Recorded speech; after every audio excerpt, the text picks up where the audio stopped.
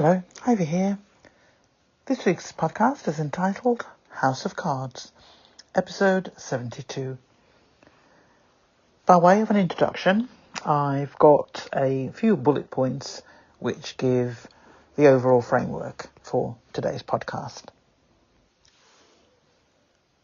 The 7 pillars are weak. None of them are strong in their own right, and combined they form a weak foundation to build on. The next layer of the construction is inherently weak, not least because no preparation was ever made for the kind of metaphorical bricks that could be utilised in a way that added value, potentially, and at the very least maintained solidity in the structure. The approach appears to be picking random bricks that appear available for hire on the help yourself skip on Crown land. Only certain shades of bricks are acceptable. The strength of each brick appears not to matter, as long as one is not stronger and longer lasting than the others, as this creates inherent weaknesses to be exposed in all of the others. The methodology and approach seems to be gather the right numbers of bricks from within Crown Property Services and ensure that they fit the colour palette approved by the monarch and the societal pillars that benefit from the structure and provide support and backing for its longevity, i.e. government, police, newspaper barons and their royal reporters, along with televised media and of course the aristocracy. There are no visible strategic plans in place in terms of workforce planning. Therefore, when or if any of those weak bricks start to fail, there is never any danger officially of the whole structure falling to its knees, because all the establishment does is place another brick in the wall. Just Another Brick in the Wall is a famous track on the 1979 album The Wall by Pink Floyd. We'll hear more about that later. Next section, Just Another Brick in the Wall. Who would have thought that a trilogy of tracks on a rock album from the late 1970s could ever be used as an analogy in a podcast and article about the UK royal family? Here at Sussex Global UK, we do things a little differently in order to bring key points into the consciousness of the listening and viewing audience. I am in the age group which constitute most of the UK royal family supporters, but I am in the minority, in more ways than one, in that age group, as I do not and have never supported any monarchy anywhere as a construct. I do, however, love music among many topics, and therefore my back catalogue of memories and therefore analogies goes way back and deep. So, just for a few moments, bear with me as I outline the framework for this podcast and my belief that the UK monarchy is weak as a house of cards, and by using a description of a building structure and framework and the need for a strong foundation and thought needed for the brickwork used and its placements, and the same level of detail needed when the time comes for maintaining the structure, and the considerations needed for the materials to be used in order to ensure longevity of the structure and not just covering up cracks that have appeared or vacancies with a plaster.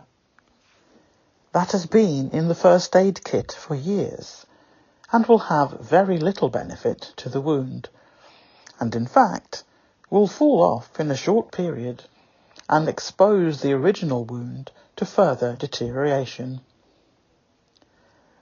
A quote from one of the reference sources listed below regarding the meaning behind all three sections of the Brick in the Wall song and lyrics. The beginning, part 1, sets the scene with the protagonist's first blow from life. His father abandoned the narrator, whether that is in death or otherwise, and creates a level of distress. "Daddy, what else did you leave me for? Daddy, what did you leave me behind for me?"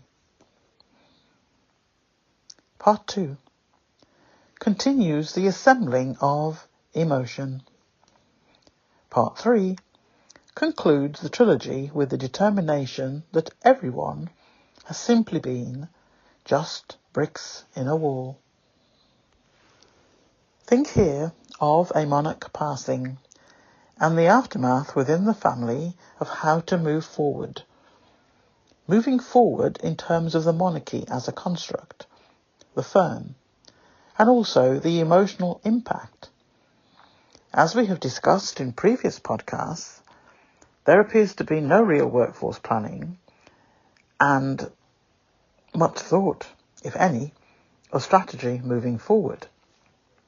For example, look at the numbers of patronages that exist in the structure and the totals quoted in accounts every year.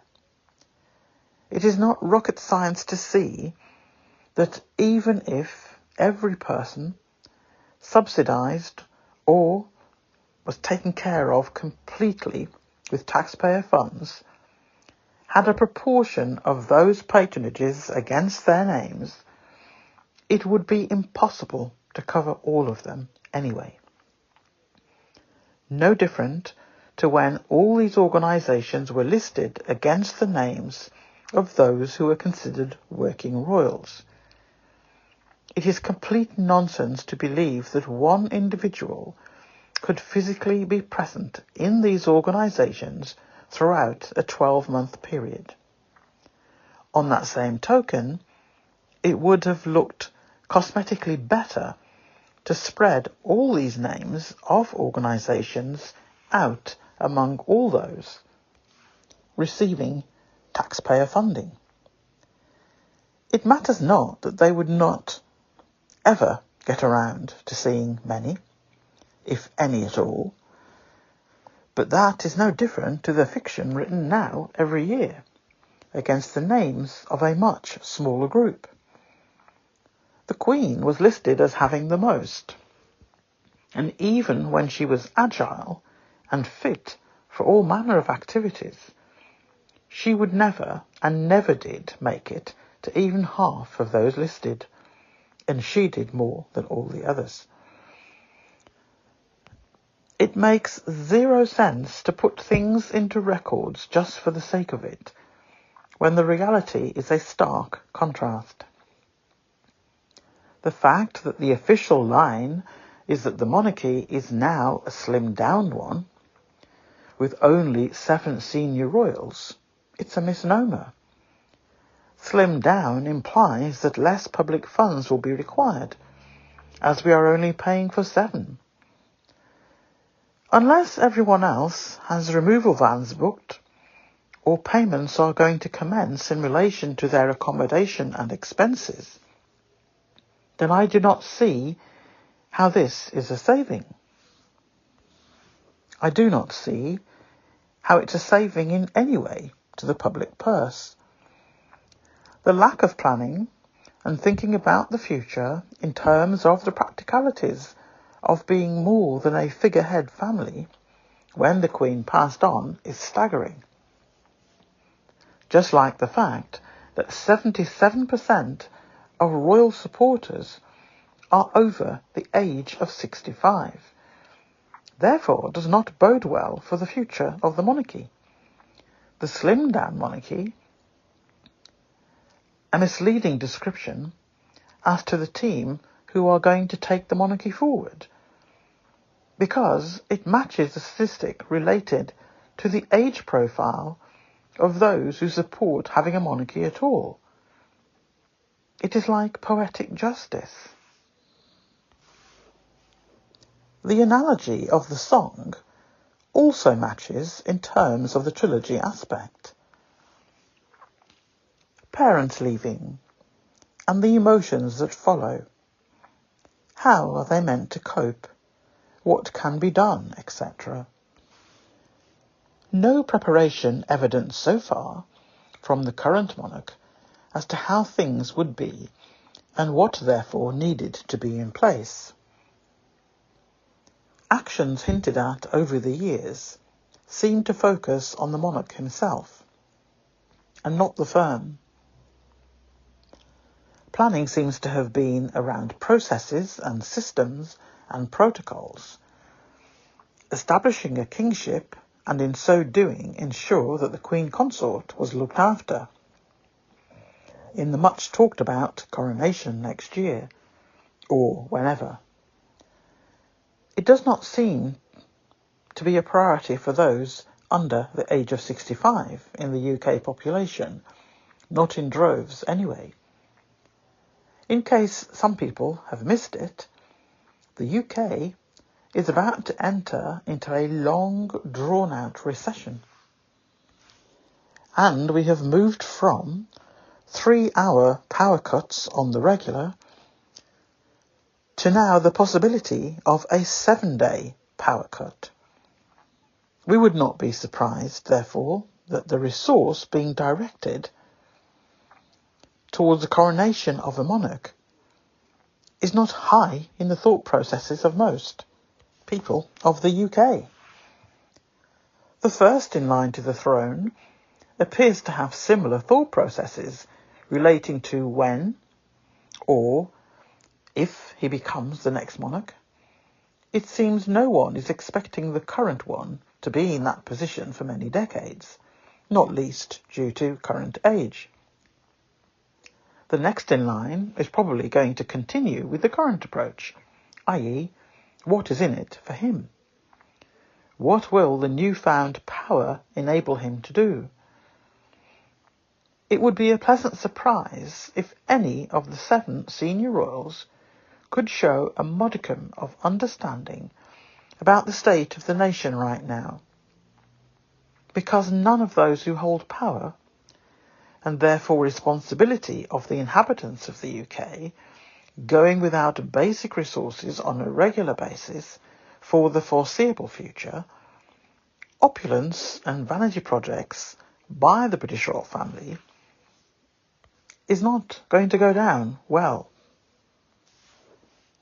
UK residents will become powerful bricks in the wall of the UK.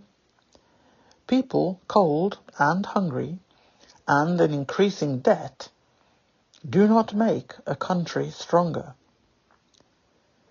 In the same way, propping up a failing construct like the firm with people who are ill-equipped to make any real tangible difference is building additional weakness into the structure, through no fault of their own.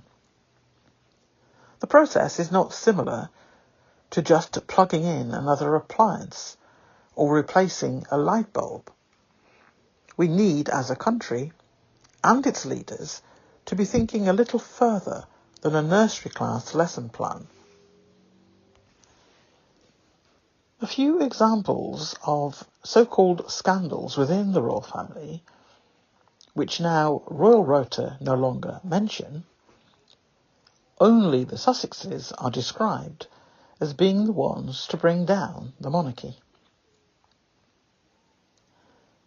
There are many more, but I have just chosen a selection to make my point about threats to the lifetime of the monarchy and where weaknesses exist and double standards are in full swing.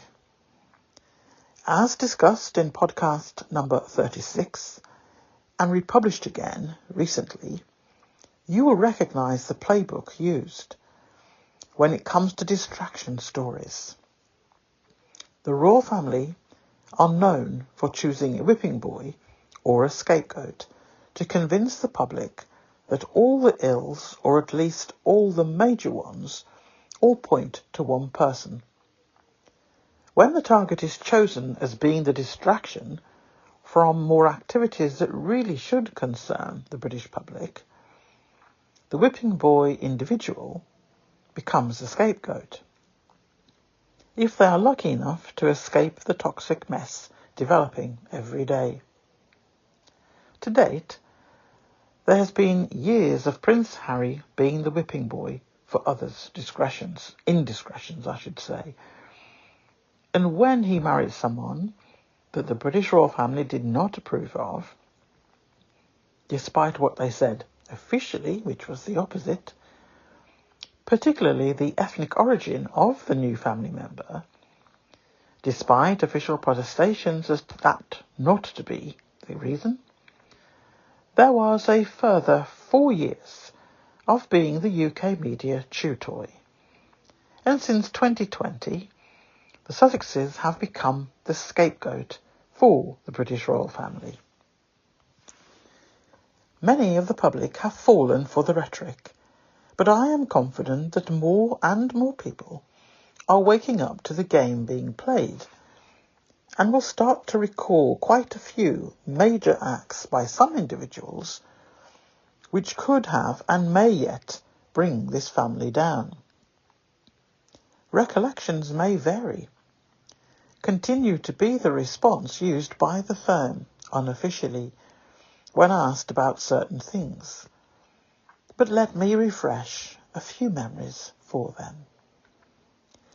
Each of the following have weakened the monarchy, and to ignore these and many others, and many other things, and blame a couple from stepping away from abuse and moving to another continent to make a new life, and to earn their own money to do so, is apparently a death knell to the monarchy in the UK. All the ones we pay for with our taxes, that we are never given an opportunity to vote how we feel about having a royal family or not, are not enough to sustain the monarchy, but one person and his wife and child leaving is considered a traitor. First one in my list. Underage drinking by Prince Charles at the age of 14. On a boarding school sailing trip to the Isle of Lewis, 14-year-old Prince Charles and his classmates were taken to a pub at Stornoway Harbour, where the Prince ordered a cherry brandy. Unfortunately, this caught the attention of a tabloid reporter, and the story made headlines around the world. The incident resulted in the firing of Charles's bodyguard and friend and confidant, Donald Green. Always a whipping boy equivalent nearby. Captain Mark Phillips. While he was married to Princess Anne, the daughter of Queen Elizabeth and Prince Philip, Army officer Captain Mark Phillips had an affair with an art teacher in New Zealand named Heather Tonkin. In 1991, a DNA test during a paternity suit confirmed that Tonkin's 6-year-old daughter, Felicity, was fathered by Phillips. Princess Anne and Phillips divorced the following year. Princess Diana's private phone call. On New Year's Eve in 1989, Diana, Princess of Wales, spent over 20 minutes chatting on the phone with her close friend James Gilby, a salesman for British car maker Lotus, and an heir to a gin fortune. During their talk, Diana makes reference to her unhappy marriage, and Gilby repeatedly calls her darling and squidgy. Unbeknownst to them, someone was recording the call. The conversation was later picked up and recorded by 2 different ham radio operators. Eventually, the tapes made their way to the press. In 1992, the entire transcript was published, and one newspaper even set up a special phone line that readers could call to listen to the audio. The incident became known thereafter as SGUK. Prince Charles's private phone call. Not long after Princess Diana's private phone call was made public, her estranged husband went through a similar ordeal. In early 1993, newspapers published the transcript of a secretly recorded phone call between Prince Charles and his longtime friend Camilla Parker Bowles from December 1989. In it, the pair used highly intimate language to express their devotion to each other, and Charles tells Camilla he loves her. The so-called Camillagate tape suggested that Charles and Camilla had been romantically involved for years. It further fueled speculation that the affair was the primary reason for Diana's separation. Prince Charles and Diana's public admissions. In 1994 television documentary, Prince Charles confirmed to journalist Jonathan Dimbleby that he had committed adultery, an admission that undermined his attempts to rebuild his popularity in the wake of Camillagate and years of media reports on his deteriorating marriage. Then, in 1995, Diana told her side of the story in a TV interview with the BBC's Martin Bashir, in which she discussed her difficult marriage, her struggles with postpartum depression and bulimia, and her own extramarital affair with her writing instructor, James Hewitt. Reportedly angered by this airing of dirty laundry, the Queen wrote to Charles and Diana in December 1995, urging them to divorce. Their divorce was finalised in August 1996. Sarah Ferguson's compromising photographs. A sensational scandal broke in 1992 when Sarah Ferguson, the Duchess of York, was photographed sunbathing in Saint-Tropez with her financial advisor, John Bryan, who appeared to be sucking on her toes. She had separated from her husband, Prince Andrew, a few months earlier. Even so, the photographs provoked a backlash against Sarah, who was portrayed by the media as crass and selfish, and further sullied the image of the royal family in a year that had already seen the divorce of Princess Anne and the revelations of Charles and Diana's troubles in the tell-all book Diana, Her True Story. The royal family's silence after Diana's death. In the days following Princess Diana's death in a car accident in Paris on August 31st, 1997, there was an outpouring of grief across the United Kingdom and around the world. But the royal family remained silent, and they were criticised for what was seen as an aloof response stemming from resentment towards Diana. But on September the 5th, Queen Elizabeth broke the silence with a live address from Buckingham Palace, in which she spoke of Diana's warmth and kindness. That same day, the Queen, Prince Philip, Prince Charles, and his sons William and Harry greeted crowds of mourners on the streets of London. Prince Harry's visit to a rehab centre.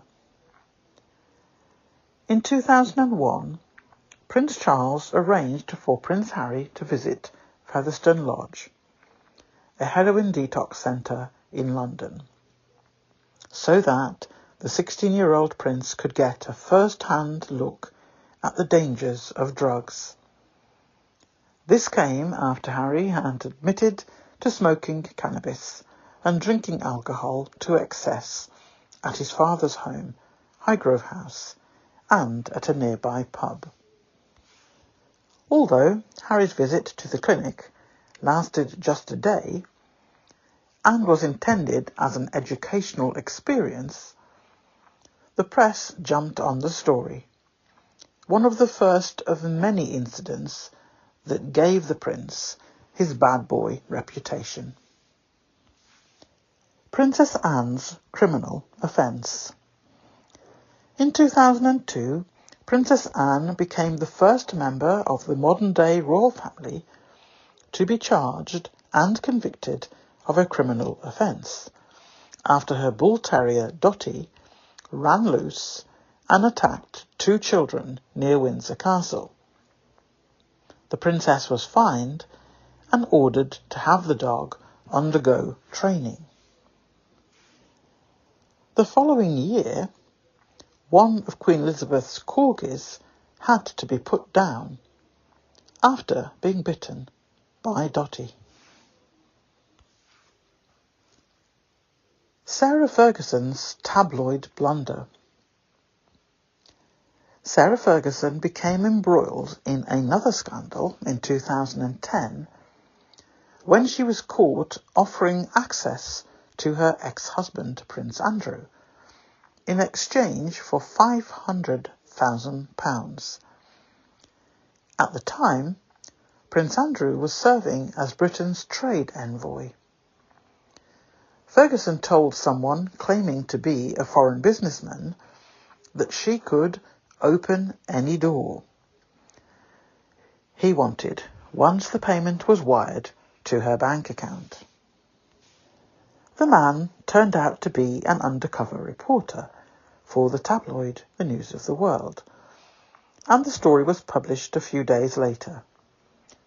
Sarah apologised, saying that her financial difficulties were no excuse for a serious lapse in judgment. Prince Harry and Meghan's difficult decision. The Duke and Duchess of Sussex, otherwise known as Prince Harry and Meghan Markle, announced in early 2020 that they were stepping away from their senior royal duties.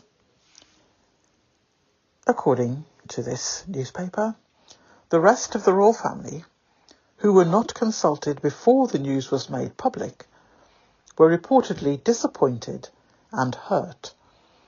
After a family meeting, the Queen expressed her support for her grandson and his wife in their pursuit of a more independent life.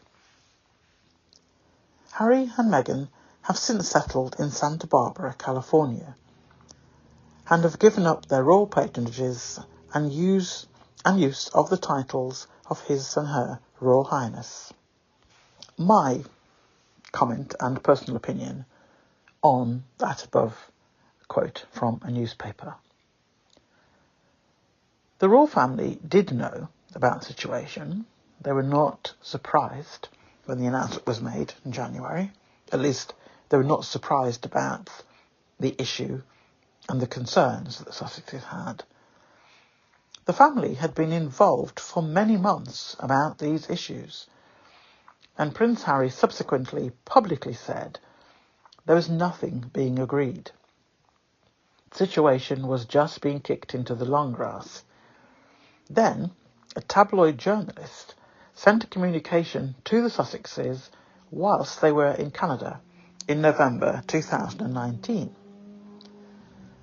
The location had been given to the tabloids after Prince Charles, as he was then, cut all finance, removed security from the Sussexes, both done without warning, and leaked their location in Canada. Did the same thing again when they moved to Tyler Perry's property in California. The journalist gave the Sussexes 10 days to respond about the story that the couple were planning to step back from senior royal duties in 2020. On January the 8th, 2020, Prince Charles read out a statement back in London to inform everyone that they were stepping back from royal duties and that they would be living abroad from the end of March 2020. Harry released the news before the tabloid ran with their version of the story. Prince Andrew's sexual assault lawsuit. In August 2021, Prince Andrew was sued by Virginia Giuffre, who accused him of sexually assaulting her when she was 17 years old. This came 2 years after Andrew's disastrous interview with the BBC, in which he attempted to defend his friendship with American financier Jeffrey Epstein, who had killed himself in prison while awaiting trial on sex trafficking charges. The lawsuit was settled out of court in February 2022 in a deal that required Andrew to make a substantial donation to the Lady Concern's charity in support of victims' rights. Although Prince Andrew has made no admission of guilt, a statement filed with the court said that he regrets his association with Epstein and accepts that the Lady Concern had suffered both as an established victim of abuse and as a result of unfair public attacks. In light of the allegations against him, Prince Andrew was stripped of his honorary military roles and royal patronages and can no longer use the title His Royal Highness in official settings. There were many more examples of scandals where people are no longer with us. I have chosen not to mention them in this article and podcast, but they are contained in the reference material sources listed at the end of the article. Of the examples given for Prince Harry, I have the following to say. The rehab incident took place many months before Prince Charles chose to mention it, giving the impression of him being a caring father, and that he persuaded Harry to seek help. Harry attended the rehab for 1 day, as per the original plan.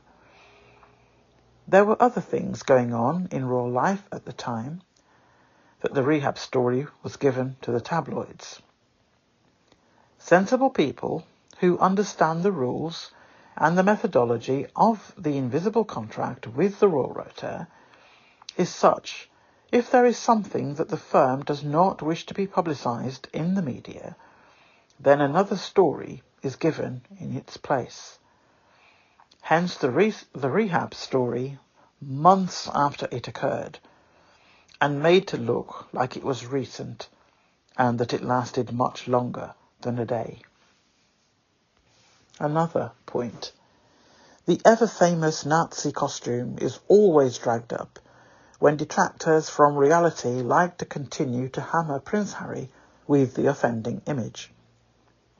No mention has ever been printed about William dressed in an equally offensive costume, and that he suggested the Nazi costume, and they left that said party together with their friends. But you will never see a mention of William in any article published about it.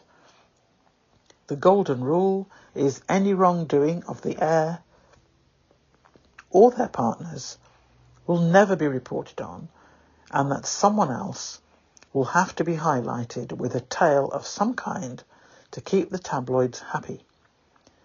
Harry was used in his whipping boy role, as he was told would be the case from an early age, and that he would never be able to give his version of events. There are at least 2, possibly 3, other scandals reported on by the press that I have listed in this article, which I consider to be more damaging to the monarchy than someone choosing to leave and work for a living. The people concerned are residing in a 50-plus room property, just 2 people, and are funded via UK taxpayers and have around-the-clock security still, and are not classed as working royals. But the media will have the public believe, and unfortunately many have fallen for the hype, that Harry and Meghan are the problem and the cause that the monarchy could be destroyed by their actions. UK public need to wake up and smell the coffee. How anyone can consider the UK monarchy to be secure is beyond me, and to those who think that Sussex is leaving the monarchy and now resident in another country is the cause of the royal family's demise, need to look closely about the friendships that members of the royal family have made over the last 6 or 7 decades, and how many of those friendships have resulted in many of those people who are not members of the royal family being convicted of serious crimes, majority of those crimes being in the same category. It raises questions about judgment of royal family members, and also whether or not any members of the royal family have been involved in any way.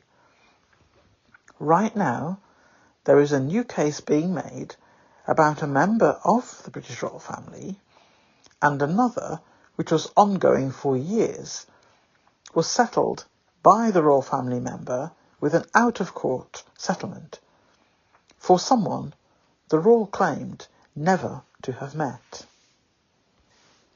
These, in my opinion, are far more damaging and will continue to be so, along with many other actions by royal family members, to the future of the monarchy.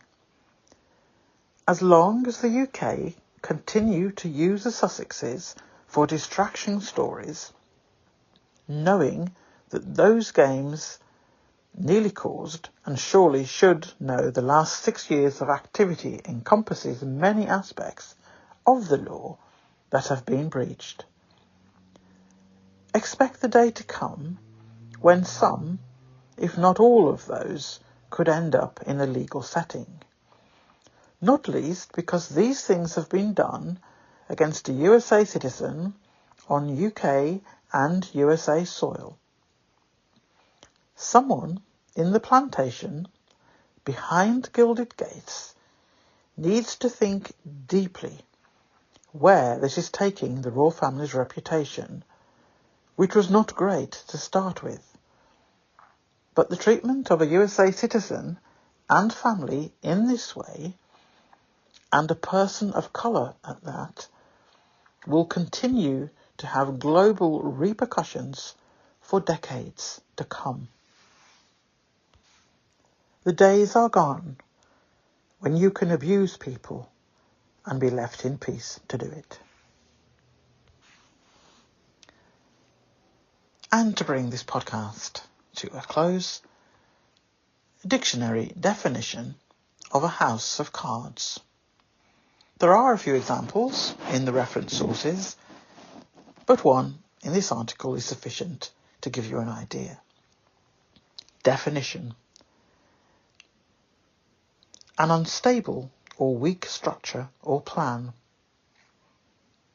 Origin of house of cards. Likening a precarious structure to a house of cards has been around for centuries. This idea started in the Middle Ages in Europe and earlier in China. An elegant use of the phrase, although far from an early example, can be seen in John Milton's 1641 of Reformation touching church discipline. Painted battlements of polarity which want but one puff of the king's to blow them down, like a plasterboard house built of court card. The allusion here is obvious and quite literal, referring to a deck of playing cards. It is possible to stack playing cards in such a way that the cards form a tall tower. The cards in this tower are not flat, but rather standing up on their edge. The structure is layered or tiered in form. Although this tower can look tall and impressive, a slight breeze or jostle will send the entire thing into ruins. The figurative meaning keeps this imagery. An organisation or an endeavour might seem grand or stable at first glance, but it could collapse at any moment. To repeat, although this tower can look tall and impressive, a slight breeze or jostle will send the entire thing into ruins. The figurative meaning keeps this imagery. An organisation or an endeavour might seem grand or stable at first glance, but it could collapse at any moment. That's the end of this week's podcast. As usual, I will speak to you all in the comments later on and during the week.